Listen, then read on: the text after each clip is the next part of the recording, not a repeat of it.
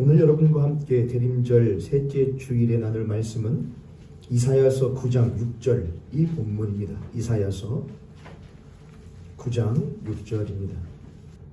1절부터 다 읽으면 좋겠지만 제가 이따가 설명할 것이니까 6절만 함께 읽도록 하겠습니다. 시작. 이는 한 아기가 우리에게 낳고 한 아들을 우리에게 주신 바 되었는데 그의 어깨에는 정사를 메었고 그의 이름은 기묘자라 모사라 전능하신 하나님이라 영존하시는 아버지라 평강의 왕이라 할 것임이라. 아멘. 오늘 여러분과 대림절 세 번째 말씀으로 성자의 모습이라는 제목으로 여러분과 말씀을 나누도록 하겠습니다. 혹시 대림절 첫 번째 예배 때의 주일 설교의 말씀 제목이 무엇인지 기억하시나요? 성자의 걸음이라는 제목으로 여러분과 말씀 나누었고, 지난주에는 성자의 자리라는 제목으로 여러분과 말씀 나누었고, 오늘은 성자의 모습이라는 말씀으로 제목으로 말씀을 나누려고 합니다. 대림절 세 번째 주일, 사실은 대림절 기간이니까 제가 모현교회에서 사역한 이후로 웬만하면 절기 때는 강해 설교를 쭉 한 때도 있지만은 웬만하면 절기 때는 절기에 맞게 설교를 조금 하려고 최근부터는 노력 중이고, 그리고 대림절 때도 당연히 대림절이 4번이 있으니까 대림절 기간 동안 그에 맞게 해야겠다 생각하고 있었는데, 사실 제가 쭉 정해놓지는 않았어요. 첫 번째 주 때는 걸음, 그 다음에는 자리, 그 다음 모습, 그 다음 주 거는 뭐 제가 생각 안 하고 그냥 처음 대림절 첫 번째 주일 할 때에 그냥 묵상하고 성자의 걸음, 우리에게 오시는 그분의 걸어오심에 대해서 얘기했다. 그리고 또 한 주 묵상하고 이번엔 갑자기 말 구유가 묵상이 되어서 자리에 대해서 해야겠다. 그분이 여기까지 오시는 거에 대한 자리. 그리고 또 한 주 묵상하고 오늘 한 게 성자의 모습이었고, 오늘 생각했던 말씀이 이사야서의 말씀이었어요. 사실 이 이사야서의 말씀은 이스라엘 백성들이 거기 보면 이렇게 쓰여 있습니다. 그 1절부터 읽어보게 되면은 한마디로 하면 이런 거죠. 우리들은 황폐하게 되었어. 우리는 없게 되었어. 우리는 소망이 없는 상태인데, 그런 상태 가운데 있는 이스라엘 백성들에게 하나님께서 주시는 소망의 메시지가 바로 이 말씀이었어요. 이사야 선지자가 했던 말이죠. 이스라엘 백성들아, 지금 너희들이 자타가 공인하는 망한 상태다. 너희들은 소망이 없는 상태다. 그런데 한 아기가 우리에게 지금 낳습니까, 여러분? 그때는 난 것이 아니었어요. 근데 이사야 한 아기가 우리에게 낳고, 먼저 이걸 여러분하고 짚고 넘어가지요. 이사야 선지자는 한 아기가 그가 곧 누구이신데 우리를 죄 가운데서 자신의 백성을 구원하실 메시아 곧 그리스도 예수라는 것을 이사야 선지자는 못했느냐? 알았지만 실제적으로 현재적으로 그 예수 그리스도가 망하고 황폐해진 이스라엘 땅에 오신 것은 아니었죠. 그러나 이사야 선지자는 마치 장차 오실 그이가 지금 이곳에 계신 것 마냥, 장차 오실 그 아기 예수가 마치 지금 여기에 태어나신 것 마냥 뭐라고 하느냐? 한 아기가 우리에게 낳고라고 말합니다. 이사야는 한 아기가 우리에게 낳고, 하지만 아마도 다른 이스라엘 백성들은 이렇게 반문했을 것입니다. 난 아기가 어디 있는데? 라고 했을 겁니다. 한 사람은 그 아기가 우리에게 낳고 라고 말을 하고, 다른 많은 다수는 그 아기가 어디 있는데? 라고 합니다. 한 사람은 하나님의 우리를 향한 함께 하심과 임마누엘과 우리를 구원하실 예수라고 하는 그분이 우리에게 지금 못했고 낳고라고 말을 하는데, 수많은 이스라엘 백성들은 그 하나님의 소망이 임마누엘이 어디 있는데? 라고 말했다는 겁니다. 성도들 가운데에도 어떤 성도님들은, 어떤 그리스도인들은 하나님이 우리와 함께 계셔 라고 말해요. 하나님 우리와 함께 계셔. 어디 있는데? 지금 내 안에 계셔 라고 말해요. 그 예수 그리스도가 그 한 아기가 우리에게 낳고 라고 말을 해요. 무엇을 보고요? 이사야 선지자는 하나님께서 이사야 선지자에게 주신 약속을 보고 그 약속을 믿고 그 아기가 우리에게 무엇했다? 낳고 말합니다. 하나님의 약속을 믿고 듣고 붙들고 그 아기가 우리에게 지금 낳고라고 말하는데 수많은 사람들은 하나님의 약속이 아닌 자신의 상황과 형편과 환경을 보고 그 아기가 어디 있는데 라고 물어요. 대림절 기간에도 똑같아요, 여러분. 성탄이 있지요. 예수님이 오셨대요. 걸어오셨대요. 그분이 자리를 펴셨대요. 그분이 임마누엘이시래요. 예수래요. 근데 어떤 사람들은 전혀 그것이 경험되지 않고 다가오지 않습니다. 오히려 반문하죠. 그 예수가 어디 있는데? 나와 함께 하시는 그 임마누엘이 어디에 계시는데? 계신다면 나는 왜 이러는데? 내 집은 왜 이러는데? 내 상황은 왜 이러는데? 그러나 그런 상황 가운데도 늘 세례 요한도 그랬지만 그의 길을 준비하고 예비하는 이들은 항상 말합니다. 그 아기가 우리에게 이미 왔고 이미 계시고 2000년이 지난 오늘날의 그리스도인들은 그걸 더욱더 확연하게 믿고 고백해야 됩니다. 그 예수 그리스도는 장차 오실 것이 아니라 이미 우리에게 왔고 한 아기가 우리에게 왔고 그는 무엇이라 거기에 그렇게 쓰여 있죠. 그 어깨에는 정사를 메었고 그는 기묘자라 모사라 전능하신 하나님이라 영존하시는 아버지라 할 것이며 그렇게 쓰여 있죠. 그게 하나님의 말씀을 붙드는 사람의 특징이에요. 그래서 우리들이 이 사람이 하나님의 사람이 물론 모두 다 하나님의 사람입니다만 하나님의 일을 하는 사람인가 아닌가는 그가 무엇을 말하는지를 보면은 압니다. 하나님의 일을 하는 사람은 하나님의 말씀을 붙들고 말을 하고 하나님의 일을 하지 못할 사람은 환경을 보고 말을 합니다. 하나님의 일을 하는 사람들은 하나님의 약속을 붙들고 말을 하고 하나님의 일을 하지 못할 사람은 사람을 보고 말합니다. 자신을 보고 사람을 의지해서 말하죠. 우리는 대림절 셋째 주간을 맞이하면서 한 아기가 우리에게 이미 왔고 그분의 약속과 이미 이루어진 약속을 붙들고 우리의 삶에서 고백할 수 있는 하나님의 일을 할 만한 그리스도인들 또한 성도님들 교회 되시기를 주님으로 축복합니다. 옆에 손을 같은 손을 붙이고 그렇게 고백하고 본격적으로 말씀에 들어가도록 하겠습니다. 예수 그리스도께서는 이미 우리를 위하여 오셨습니다.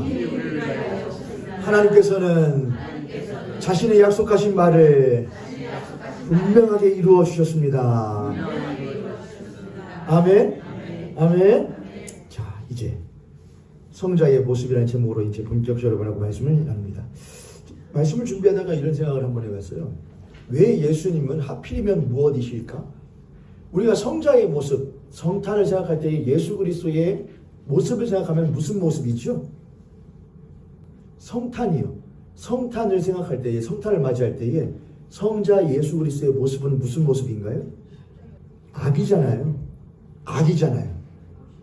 강보에 쌓인 아기, 강보에 쌓여 말 구유에 놓인 아기의 모습이 성자의 모습이에요. 그래서 왜 하필이면은 예수 그리스도의 성자의 모습은 아기여야 했을까라는 생각을 한번 해봤어요.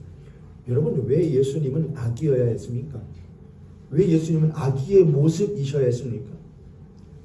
우리에게 걸어오시는 성자, 그리고 그 자리를 펴시는 성자, 말씀이 육신이 되어 우리 가운데 거하신 성자는 왜 그 모습이 아기여야 하셨습니까?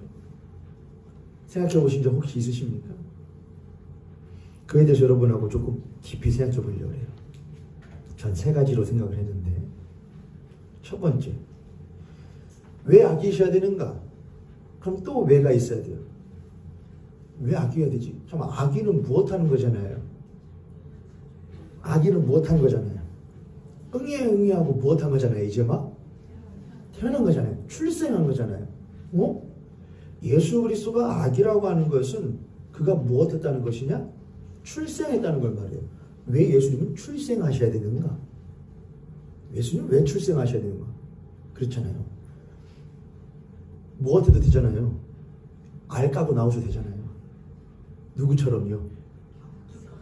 혀끝에처럼요. 알 까고 나와도 되잖아요. 그렇죠, 여러분? 그가 오실 방법은 여러 가지가 있잖아요. 근데 그분은 왜 사람으로 아기로 출생하셔야 되는가? 첫 번째. 두 번째, 그는 왜 하필이면은 작고 연약한 무력한 아기의 모습이셔야 되는가? 왜 그런 작고 연약하며 무력한 아기의 모습이셔야 되는가? 두 번째 물음이에요. 세 번째 물음이에요. 그분은 아기의 상태로 계속 계셨는가? 그렇지 않았죠. 그가 자라가면서 지혜가 사람들에게 사랑을 그렇게 하세요. 뭐가 있었다는 것이냐? 아기로 머무는 사람은 한 명도 없어요. 반드시 무엇로 가느냐? 아동기를 지나 청소년기를 지나 청년과 어떤 장성한 성인으로서 성장을 하게 되죠. 그러니까는 왜 아기셔야 되는가? 성자의 모습을 생각하니까 세 가지 물음이 생겨요. 그분은 왜 무엇 하셨는가? 출생하셨는가? 왜 태어나셨는가? 왜 출생을 하셨냐 이겁니다. 두 번째, 그는 왜 하필이면 작고 연약하고 무력한 아기여야 되는가? 세 번째, 그는 왜 자라야 되는가? 그냥 다 자란 상태로 오시면은 무엇할 필요가 없는데 성장할 필요가 없잖아요. 근데 아기로 오셨다는 건 무엇의 필요가 있다는 것이냐? 성장의 필요가 있다는 거예요. 왜 그분은 성장하냐? 이 세 가지가 따라온다는 것이죠. 자, 그럼 첫 번째 질문이 뭐야 되냐? 그는 왜 출생하셔야 되는가? 이건 굉장히 신학적으로 중요한 문제예요. 사람은 출생을 합니다. 한 사람은 부정, 모혈이라는 말을 많이 쓰는데 쉽게 말하면 아버지와 어머니를 통하여 무엇하느냐? 태어날 수 있게 된다. 그냥 생물학적으로 하면은 아버지의 정자와 어머니의 난자가 서로 결합하게 되어 체세포 분열을 일으켜서 그렇게 해서 무엇하게 되느냐? 태아가 이 배 안에 어머니의 자궁 안에 태어나게 생겨나게 된다. 그게 우리들이 일반적으로 하는 겁니다. 근데 성경은 한 가지를 말하는데 뭘 말하느냐? 성경은 인간의 죄됨에 대하여 말을 하는데 특히 무엇에 대하여? 남자에 대한 이야기를 많이 합니다. 우리는 로마서를 통해서 그런 것들을 많이 보게 되는데 하나님이 사람을 창조하실 때에 누구를 먼저 지으셨지요? 누구를 먼저 지으셨지요? 아담이에요. 아담이 먼저 지은 맞습니다. 여성분들 또 누가 먼저네? 남자가 먼저네 라고 불쾌해하지 마세요. 그가 대표가 되는 것을 말하니까요. 대표가 된다는 것은 그 녹록한 것은 절대로 안 돼요. 그래서 하나님이 아담과 하와가 범죄한 이후에 누구를 먼저 책망하시죠? 아담이에요, 여러분? 누구를 맨 먼저 책망하시죠? 창세기로 가면은 3장입니다. 7절 이에 그들의 눈이 밝아져서 자기들이 벗은 줄을 알고 3장 7절입니다. 무화과 나뭇잎을 엮어 치마로 삼았더라. 그들이 그날 밤 불 때 동산에 거니신 여호와 하나님의 소리를 듣고 아담과 그의 아내가 여호와 하나님의 낯을 피하여 동산 나무의 사이에 숨은지라. 여호와 하나님이 아담을 부르시며 그에게 이르시되 네가 어디 있느냐? 누구를 먼저 부르시죠? 아담을 먼저. 하나님은 왜 또 누구를 먼저 불러? 아담을 먼저 불러. 아담은 또 그럴 수 있죠. 아니 누가 잘못했는데? 허가 잘못했는데 왜 나를 불러? 굉장히 못할 수 있죠. 불쾌할 수 있죠. 근데 이유가 뭘까요, 여러분? 대표성 때문에 그래요.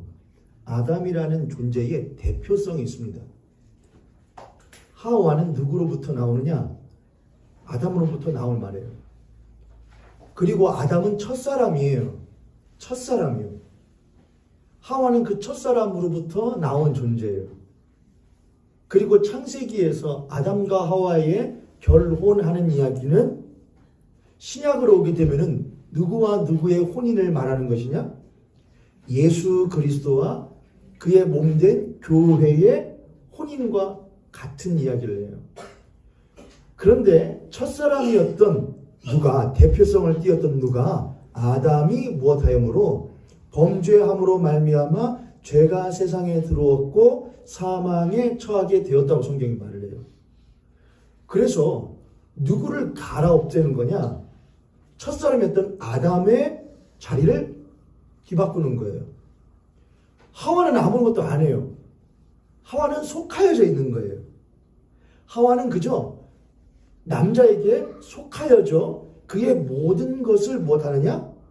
혜택을 받아요. 만약 남자가 어긋나게 되면 동일하게 속한 자로서 무엇하게 되고 어긋나게 되고, 혹 여자가 어긋나게 되어도 그 여자의 어긋남은 누가 책임을 지느냐? 남자가 책임을 져요. 그래서 하나님은 누구를 대표로서 부르시는 거냐? 그 범죄함에 대하여 아담을 대표로 하여서, 야, 내가 너에게 갈비뼈로서 가지고 살과 뼈로 준 너의 배필 하와를 지키지 못한 책임을 누구에게 물으시느냐? 아담에게 물으셔요. 아담은 자신의 아내를 못하지 못했느냐? 하나님의 뜻 안에서 보호해내지 못하였지요. 그래서 하나님은 둘째 아담으로서 누구를 우리들에게 주시는 것이냐? 예수 그리스도를 주셔요. 이게 사도 바울이 하는 말이에요. 아담은 첫째 사람이고 예수 그리스도는 둘째 아담이시다. 그는 실패하지 아니하시고 자신의 몸된 신부된 교회를 버리지 아니하시며 포기하지 아니하시고 끝까지 자신의 품 안에서 무엇하신다? 보호해 주신다라고 사도 바울이 말을 해요. 다시 갑니다. 예수 그리스도는 왜 출생하셔야 되는가? 그는 사람이셔야 해요. 누구와 같은? 아담과 같은 사람이셔야 돼요. 아담이 잘못한 거예요. 아담이 지키지 못했어요. 그는 지음받은 사람이었어요. 그러므로 예수 그리스도 또한 무엇이셔야 되느냐? 똑같은 자리로서 아담과 같은 사람이셔야 돼요. 그래서 그는 무엇 하시느냐? 출생하셔야 돼요. 사람으로서 출생하셔야 돼요. 그러나 단 그는 무엇으로 잉태하셨기 때문에 성령으로 잉태하더래요. 성령으로. 그래서 모든 인간은 부정모혈을 통하여 출생하나 예수 그리스도는 부정모혈이 아닌 성령으로 이제 어떤 사람도 그러죠. 아, 어머니 뱃속에서 태어났으니까는 그럼 어머니 혈은 있겠네. 모혈은 있다는 거네. 그렇지 않다 이거예요. 예수 그리스도의 잉태하심은 오직 무엇으로만 될 것이냐? 성령으로 인하여 된 것이고, 그는 무엇만 빌린 것이다? 여자라고 하는 이에 몸만 못했을 뿐, 그 빈 공간만 빌렸을 뿐, 예수 그리스도는 무엇으로 잉태하니라? 성령으로 잉태하신 이다라고 성경이 그렇게 말을 해요. 그래서 예수 그리스도는 출생하심으로 말미암아 참 사람이신 동시에 그는 성령으로 잉태하셨기 때문에 또한 무엇이시냐? 참 하나님이시라고. 그래서 신성과 인성이 함께 있는 분으로서 우리들이 신앙 고백을 해요. 그게 우리들이 믿는 예수 그리스도예요. 예수 그리스도는 아담을 대체할 자로서 참 무엇이셔야 된다? 참 사람이셔야 된다. 그러나 그가 만약 아담과 똑같은 인간이라고 한다면 그 또한 어디에 매여 있을 수밖에 없다? 죄 가운데 매여 있을 수밖에 없다. 그러나 그는 무엇으로 잉태하였기 때문에 성령으로 잉태하심으로 말미암아 그는 부정모혈이라고 하는 인간의 죄로부터 벗어나 계신 분이시다라고 우리가 그렇게 믿습니다. 예수 그리스도는 사람으로서 참 사람이시고 또한 모든 사람의 무엇이 되시느냐? 대표가 되어 주십니다. 그래서 이렇게 되는 거예요. 그래서 어떤 이단들에서는 그런 말을 많이 하거든요.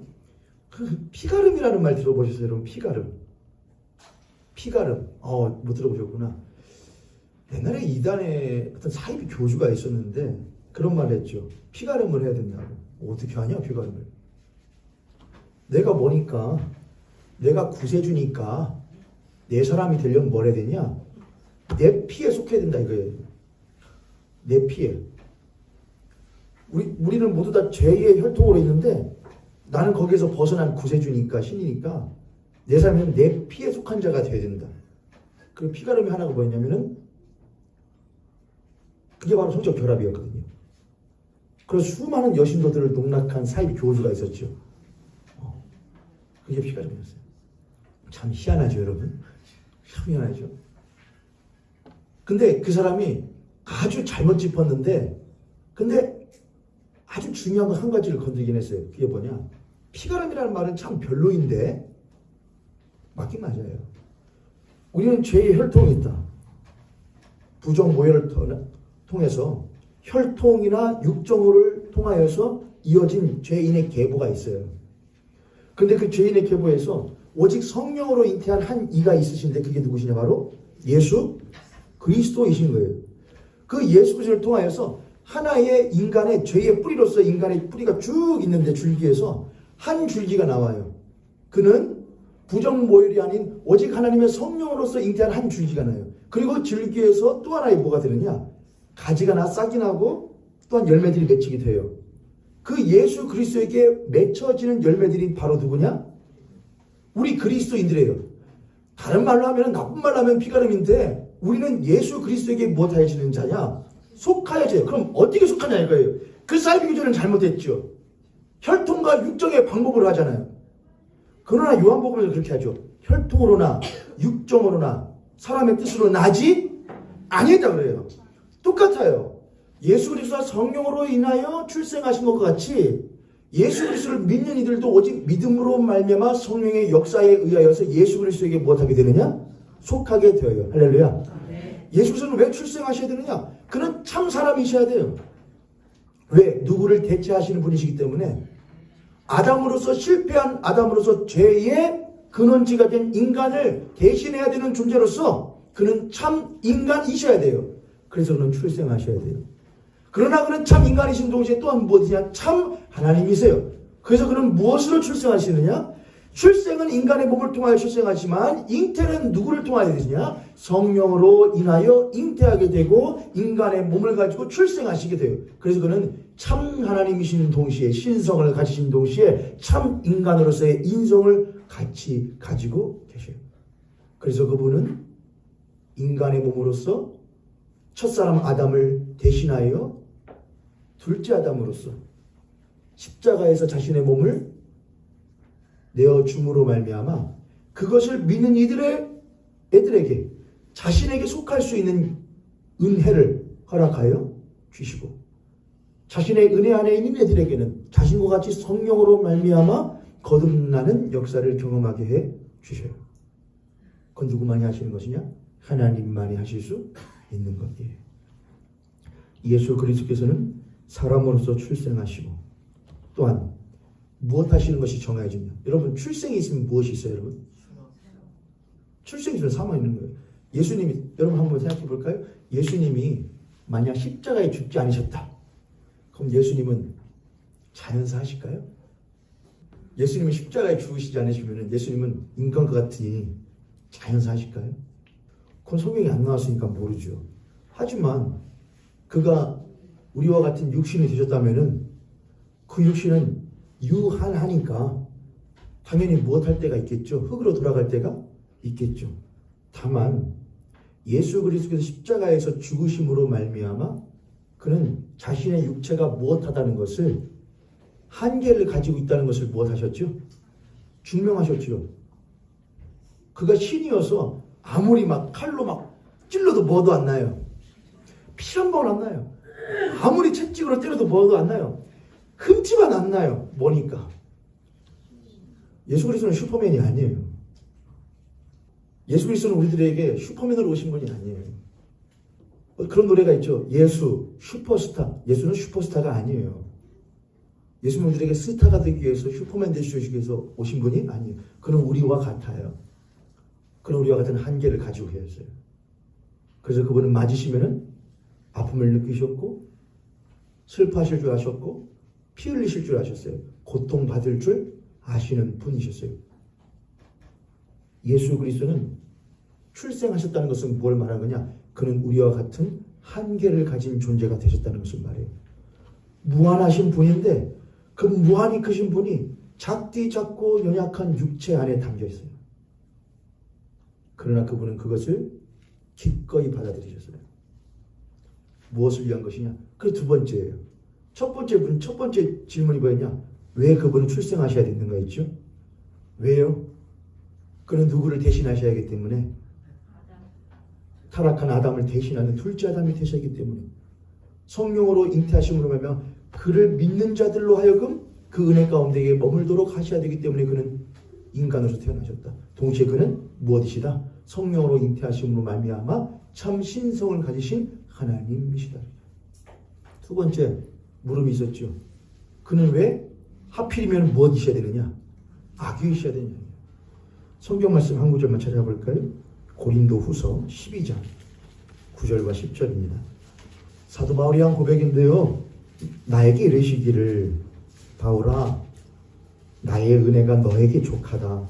이는 나의 능력이 약한 데서 온전하여 짐이라 하신지라. 그러므로 도리어 크게 기뻐함으로 나의 여러 약한 것들에 대하여 자랑하리니 이는 그리스도의 능력이 내게 머물게 하려 함이라.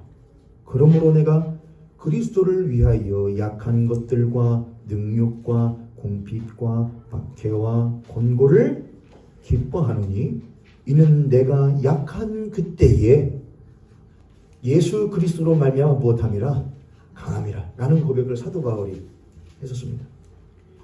사도 바울의 이러한 고백은 예수 그리스도는 왜 하필이면 악이셔야 되는가에 대한 아주 중요한 단서를 우리들에게 줍니다.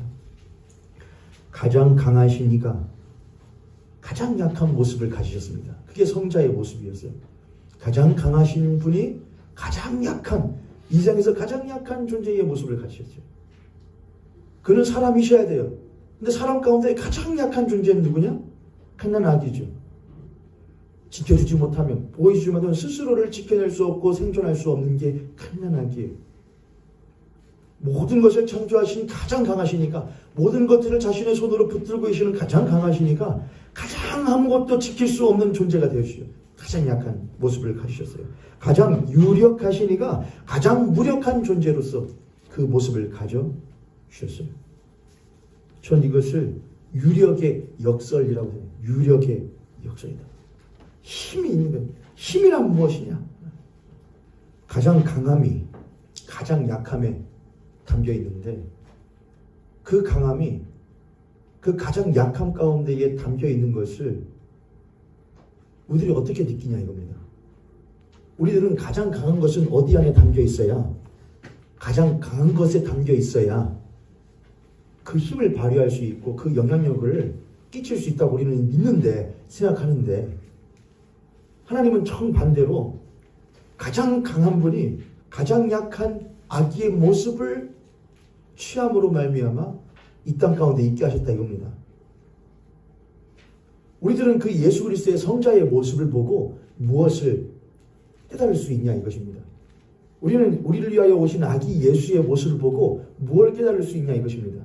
왜 이렇게 약하실까? 왜 이렇게 무력하실까? 어떻게 이러한 모습으로 우리를 무엇하실 수 있으실까?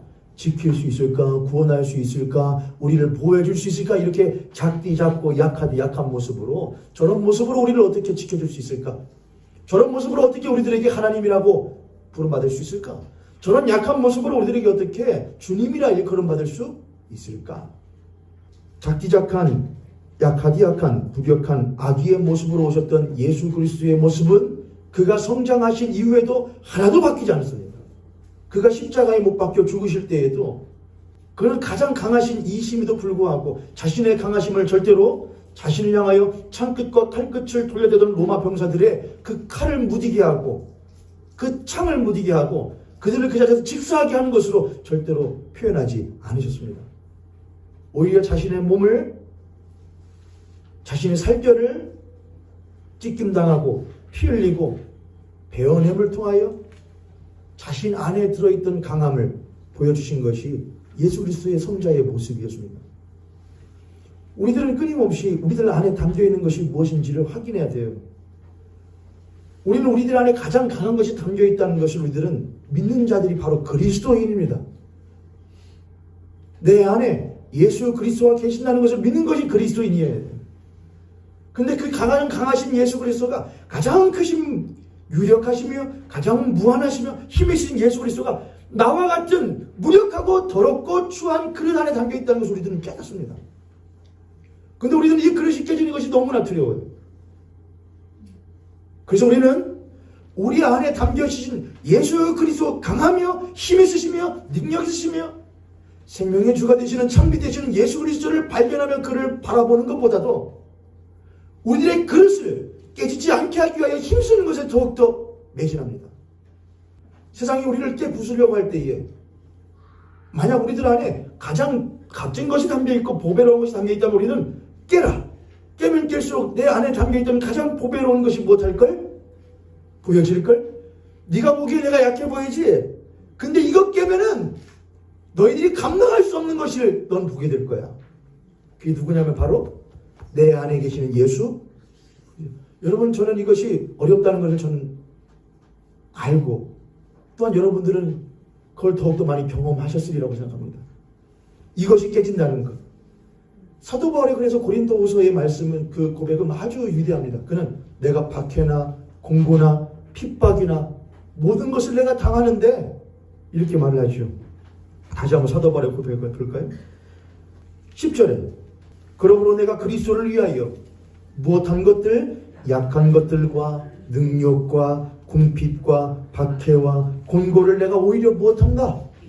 기뻐한다. 왜냐하면 내가 약한 그때에 무엇하기 때문이다. 내가 약한데, 처음에는 사도 바울도 무엇했다는 것이냐? 내가 약해요. 박해를 받아요. 곤고해요. 핍박받아요. 왜요? 왜 내가 받아야 돼요?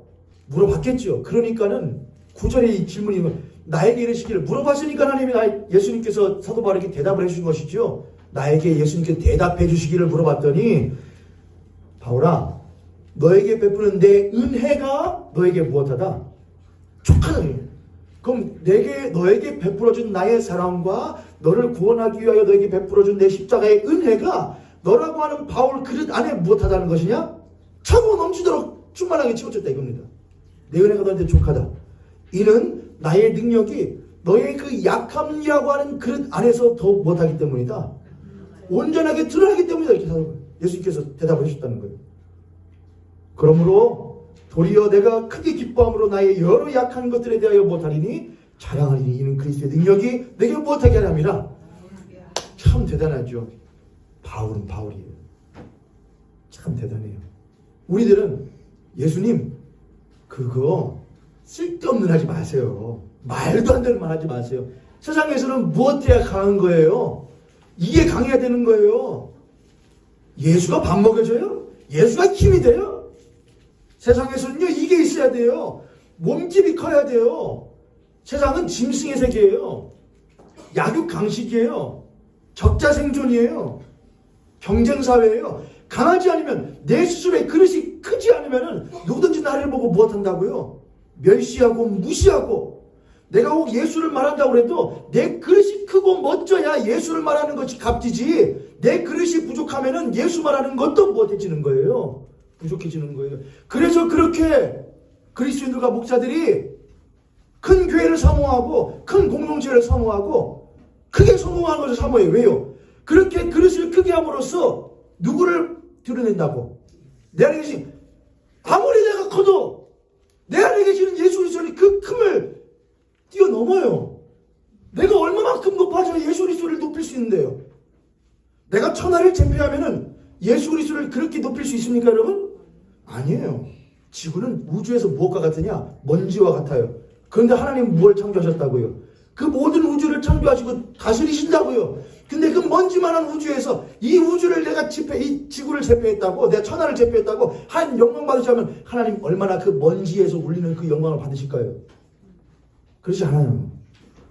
그럼 하나님 어디서 영광 받으세요? 성경은 딱 하나 말해요. 제일 먼저 영광 받으시는 것. 아버지여, 나의 영혼을 받으소서. 엘리 엘리 라마 사박다니. 그게 하나님께 영광이에요. 가장 강하신 분이 가장 약함 가운데 있는데 그 약함을 막 사람들이 막 찔러버려요. 베어버려요. 죽여버려요. 그랬더니 오히려 무엇해요? 하나님이 받으셔요. 그리스도인이 누굽니까? 그리스도는 예수 그리스도를 믿는 사람이고 예수 그리스도를 쫓는 사람들이에요. 그럼 우리는 믿어요. 예수께서 하신 것처럼 십자가에서, 사도 바울이 고린도후서에서 고백한 것처럼 내가 약할 때 무엇해야지니라? 내가 강해지는 게 아니에요. 내가 약해지는데, 그러면 그럴수록 내 안에 담겨주신 가장 강하신 분이 오히려 무엇하는 것을 경험하는 것이냐? 드러나는 거예요. 오라, 이 사람 내가 이렇게 하면 죽을 줄 알았는데, 오히려 발끈해서 할 줄 알았는데 무엇하냐? 오히려 그 안에 내가 무시 못할 것이 담겨져 있네 라는 것을 보여주는 것이 그리스도입니다. 그러면서 성결교회는 참 대단해요. 성결교회의 성결교인의 모습을 표시하는 것이 있는데 그게 무엇이냐? 가시밭의 백합화예요, 여러분. 여러분 주부에 보시면 있어요. 가시덩굴이 둥글게 있고 그 안에 하얀 백합 한 송이가 피어 있어요. 그 의미는 바람 불면 불수록 그 백합화는 무엇에 찔려서 오히려 가시에 찔려서 무엇한다? 그 향기를 더욱더 드러낸다. 그건 사도 바울의 고백과 같아요. 왜 백합화를 했을까? 단단한 철땡이로 해가지고서는 아무리 무엇해도 흔들려도 오히려 가시들을 무엇해버리는, 그냥 가시들을 부숴버리고 그냥 가시덩굴들을 부숴버리는 그런 모습으로 그리지. 그렇지 않아요. 가시밭의 백합화예요. 우리는 찔려봐요. 예수님은 그래서 악이세요. 가장 무력해요. 아프고 힘들고 고통받고 눈물 흘리고, 그러나 그 가운데에서 가장 그 안에 담기신 예수 그리스도의 가장 귀하고 보배로운 것을 우리들에게 흘려 주셨어요. 우리도 대인절 셋째 주일을 맞아요. 그분은 왜 악이셨을까? 그래서 가장 약한 가운데서 가장 귀한 것을 드러내시기 위하여 그랬구나. 나도 그 예수 그리스도를 기다리며 준비하는 대인절 기간 동안 나의 약함을 하나님께 불만하며 원망하기보다는 내가 약할수록 내 안에 담겨진 그 예수 그리스도가 더욱더 드러날 수 있기를 내가 못해야겠구나.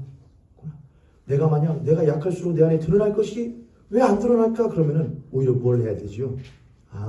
내 안에 담기신 예수 그리스도가 적은 것은 아닌데 내가 그동안 예수 그리스도를 경험하는 나의 삶이 참으로 무엇했구나? 적었구나. 옆에 손님, 앞에 손님 보시고 우리 그렇게 한번 축복하도록 하겠습니다. 당신께 베푸신 하나님의 은혜가 당신이 생각하시는 것보다 훨씬 큽니다.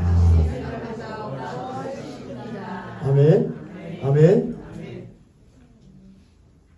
어저께 저희 큰 사모님 잘 안 아프시거든요. 이제 코가 그냥 꽉 막혀져가지고 계시는 거예요. 그래서 제가 이렇게 사근사근하고 나긋나긋한 아들내미는 아니거든요. 성도님들끼리는 제가 그랬어요. 아이고 권사님, 집사님 그러셨지 하지만 어머니한테 그렇게 잘 안 하거든요. 어머니 뭐 하셨어요? 뭐 이렇게 하죠. 근데 코가 꽉 막혀서 계셔요. 어머니 보일러 뭐 하세요? 보일러 좀 올리세요. 몇 도예요? 18도에 잠바를 몇 개 껴입고 20도는 해야죠. 하고선 제가 그래도 뭐는 해드려야겠다. 죽이라도 사다 드려야지. 하고서는 죽 사오고 그 옆에 약국 있는 약국 가서 그 코 뻥 뚫리는 거 하나 주세요. 그러면서 문득 생각을 했어요. 나는 몇 번 부모님한테 아프실 때 죽 사드리고 약 사드렸지? 반대로 부모님은 나한테 몇 번 죽 사주고 죽 끓여주고 약 사줬을까? 난 죽었다 깨어도 모르겠구나 생각이 들었어요. 우리는 모르죠. 하나님이 나한테 뭘 얼마나 많이 해주다고 그래. 이런 대림절 기간을 못하는 거냐? 그 예수님께 죽 사드려. 내가 해드린 게 없어요. 자식은요 해봐야 알아요.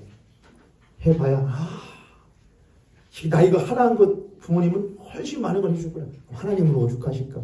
예수 우리들에게 자신의 독생하신 아들 예수 그리스도를 십자가에서 아낌없이 처참하게 찢겨 내어주시는 하나님의 마음을 오죽하실까? 우리는 아무리 하나님 나에게 베푸신 은혜가 작다 여겨도 그 은혜는 절대로 못하지 않으시냐? 작지 않으세요. 그 은혜를 경험할 수 있는 대림절 기간 되시기를 주님으로 축복합니다. 두 가지 질문이었죠. 왜 그분 못하시는가? 왜 출생하시는가? 두 번째는 왜 그분은 악이신가? 세 번째 질문이 뭐였느냐? 왜 그분은 성장하시는 거예요?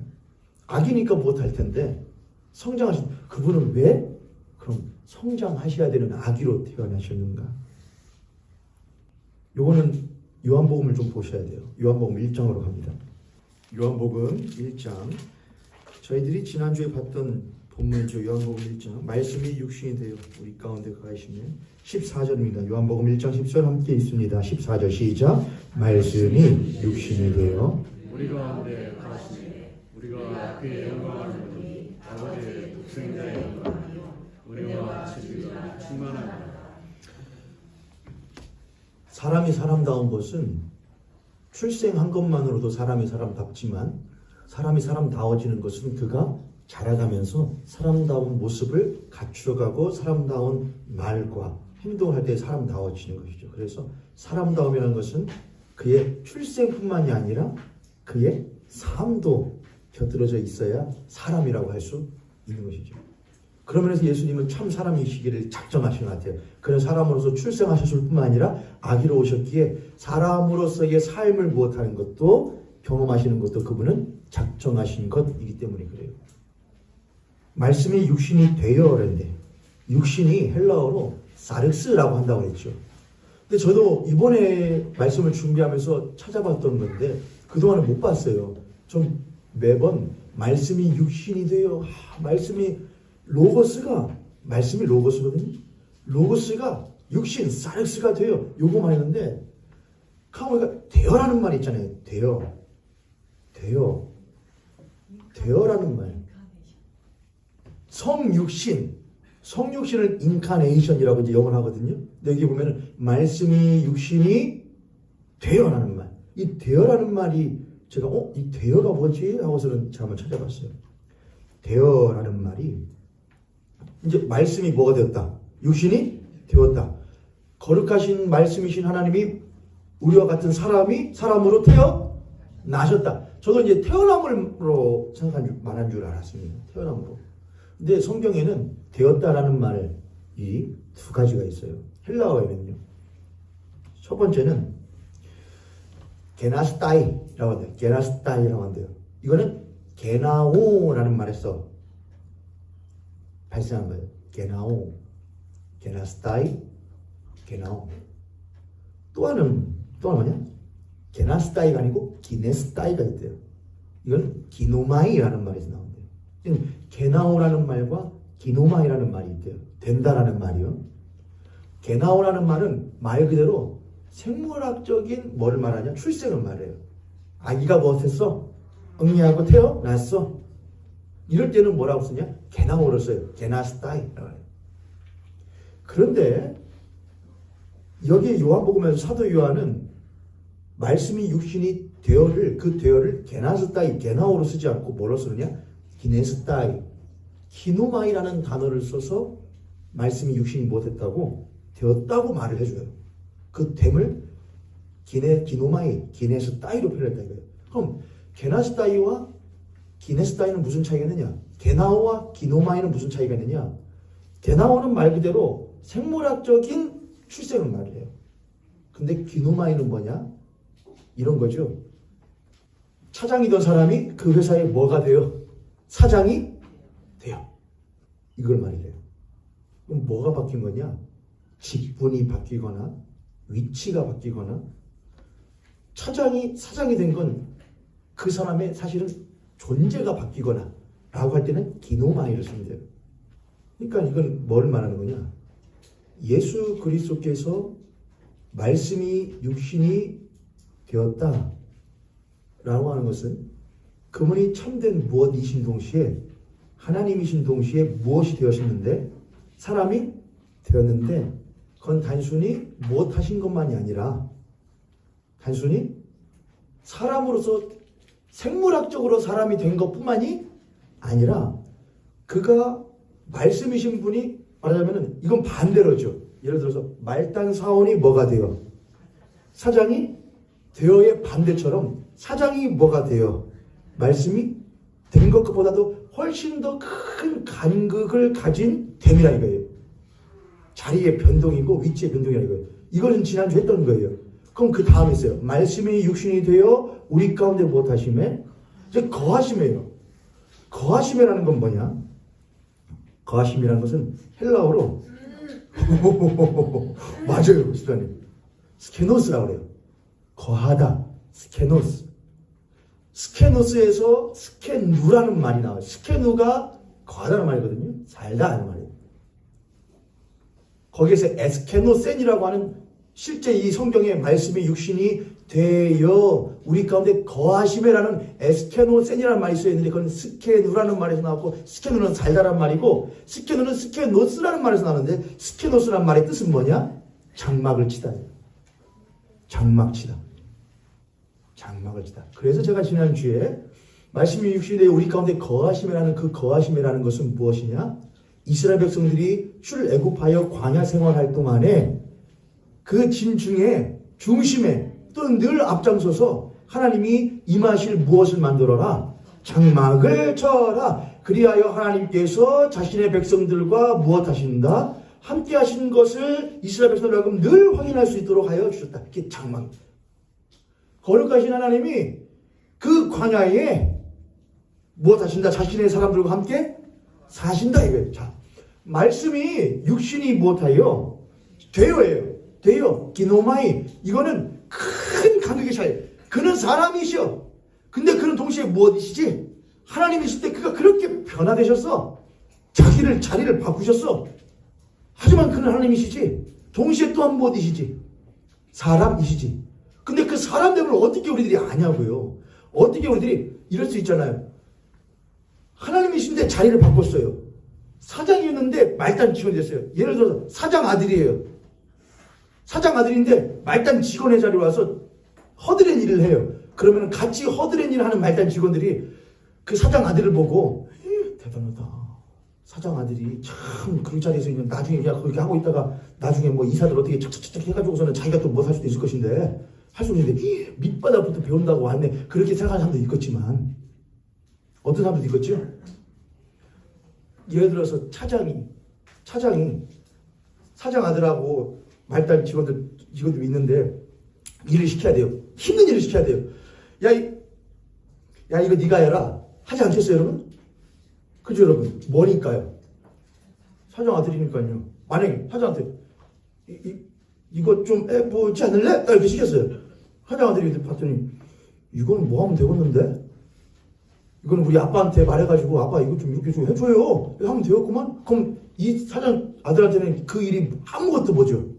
하지만 말단 직원한테는 뭐 해야 돼요? 이거 하려면 누구 결정하고 누구 결정해야 되는데 사장 아들은 뭐하면 아버지 이거 좀 해줘봐요. 그러면은 말단 직원들이 이 사람을 보고 자기가 똑같은 사람으로 여기겠어요? 아니단 말이에요. 보고 누구라고 생각하죠? 사장 아들이요. 얘는 우리랑 못해. 틀리라고 생각한다 이거예요. 그런데 말씀이 육신이 되어는 그렇게 큰 강구로 내려오는 것인데 그것만으로 우리들이 못하기가 쉽지 않으냐? 그가 우리와 같은 사람이 되었다는 것을 경험하기가 쉽지 않단 말이에요. 말단 직원들이 사장 아들 보면서 그런 생각하겠죠. 내가 아무리 맨날 여기서 연봉을 받고 아무리 해도 예를 드는 겁니다. 나는 아파트 한 채 못 사겠지?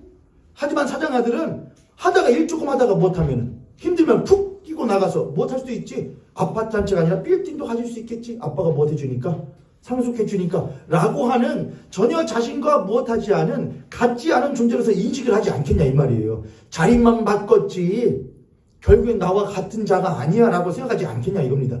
그런데 말씀이 육신이 되었다는 것은 그만큼의 자리의 간격의 변동을 말하는 것인데 된다는 걸 뭘 말하느냐? 함께 산다를 말해요. 근데 그분은 무엇으로 오셨잖아요. 무슨 모습으로?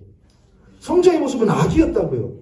작고 연약하고 똑같은 모습이었다고요. 그리고 그분은 아기로 오셔서 그가 33세에 무엇 하실 때까지 십자가에 죽으실 때까지 그때 다 2000년 당시에 여러분 그때에는 평균 수명 나이가 몇십몇 기셨냐 50이면은 장수예요. 50이면요.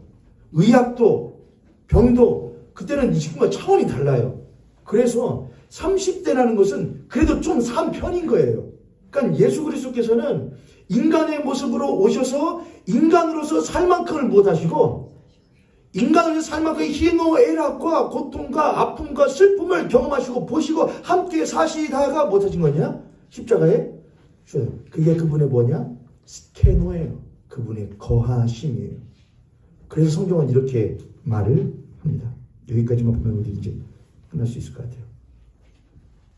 성경은 예수 그리스도께서 우리를 무엇 하신다 그러냐? 우리를 체휼하신다 그래요. 체휼이라는 단어가 참 어려운 말이에요. 그분 우리를 체휼하신다 그래요. 체휼이라는 건 뭐냐? 헬라어로는 쉼파세오라고 그래요. 쉼파세오라는데 그 뜻이 뭐냐? 직접 몸소 경험하여 알고 공감하고 이해한다. 체휼한다. 예수님은 우리를 친히 체휼하신다. 그는 우리와 같은 모습으로 우리와 같은 사람으로 오셔서 우리 가운데에 거하시면서 인간으로서의 삶을 경험하시고 함께 부둥켜 안으시고 뒹구시고 아파하시면서 그는 심지어 그때 당시에 뭐냐, 갈릴리라고 하는 이스라엘에서 가장 낙후된 곳에, 가장 천대받던 곳에, 그래서 가장 무엇받던 천박하다고 여기던 목수의 아들로서 태어난 목수의 일을 하던 사람이었다고요. 그는 하층민의 삶을 알고 밑바닥의 인생을 알아요. 그래서 그분은 뭐하냐? 체휼하셔요. 아픔을 하셔요. 우리가 가장 밑바닥에 있을 때 우리 하나님 예수께서는 우리들의 밑바닥을 하셔요. 우리가 가장 밑바닥에서 고통스러워할 때 그분은 더욱더 밑바닥에서 계셨던 분으로서 우리를 체휼하셔요. 그분이 직접 몸소 경험하시고 아파하셨고 우셨고 그런 이웃들을 돌보셨기 때문에 그분 우리를 무엇 하실 수 있으시냐? 이해하셔요. 우리 아픔을 공감하셔요. 아셔요. 그게 성자의 모습이에요. 우리 가운데 거하신. 사도 요한은 그렇게 말합니다. 말씀이 유시되어 우리 가운데 거하시며 우리가 그를 무엇하니까? 그의 영광을, 이게 마지막입니다.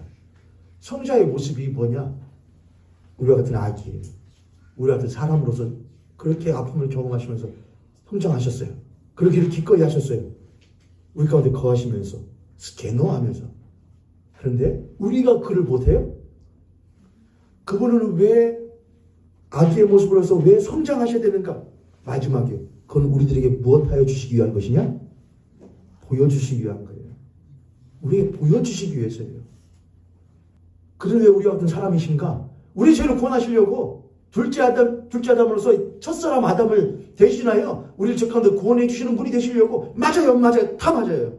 근데 그분은 사람으로서 우리가 똑같으신데 우리 가운데 거하시면서 우리와 같이 다 아파하시는 모든 것을 하셨는데 또 하나의 목적이 있다요. 우리가 무엇하니까? 우리가 봤는데 그분은 무엇 하시더라 이거예요? 다르시더라 이거예요. 그분은 틀리시더라 이거예요. 사장 아들이네. 어차피 그래도 아니요. 그분이 사장 아들이시면 목수로서 뭐 하고 있다가 대표질 막 하고 있다가 했더니 막 무엇해요? 힘들어요. 하나님 아버지 이게 너무한 거 아닙니까? 에이, 눈으로 했더니 대표가 막 움직여가지고 자동으로 막 나무를 깎아버리고요. 아니 그것도 너무해요.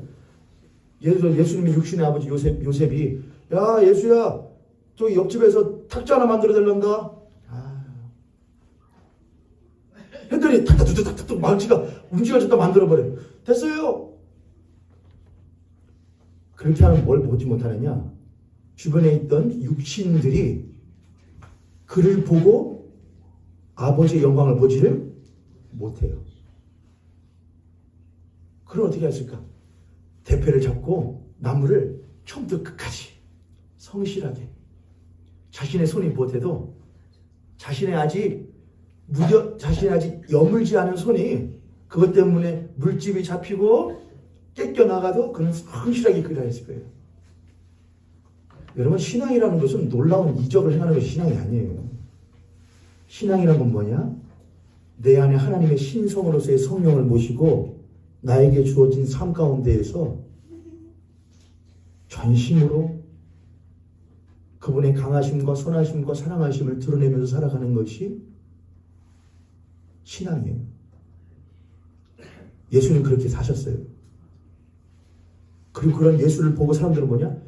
우리가 그의 영광을 보니에요. 그럼 그렇게 하시면서 자신 안에 담기신 하나님의 뜻과 자신 안에 주신 하나님의 크신 은혜를 자신 주변의 이들에게 아낌없이 보여주셨어요. 그리고 예수는 우리에게 이제 넘겨주셔요. 너희들은 어떻게 살 것인가? 우리는 대인절 세 번째 주간 성자의 모습을 묵상하면서 그는 왜 사람으로 오셔야 되는가? 그는 왜 출생하셔야 되는가? 그는 왜 아기이셔야 되는가? 그는 왜 우리와 같이 사셔야 되는가? 그리고 우리는 그분을 통하여 무엇을 보는가? 우리가 만약 그분의 모습을 통하여 무엇인가 볼 수 있었다면 우리는 복된 사람이고 우리는 보는 것에서 그치는 것이 아니라 그분과 같은 삶을 사는 그리스도인으로서의 삶을 살아야 할 줄 믿습니다. 할렐루야.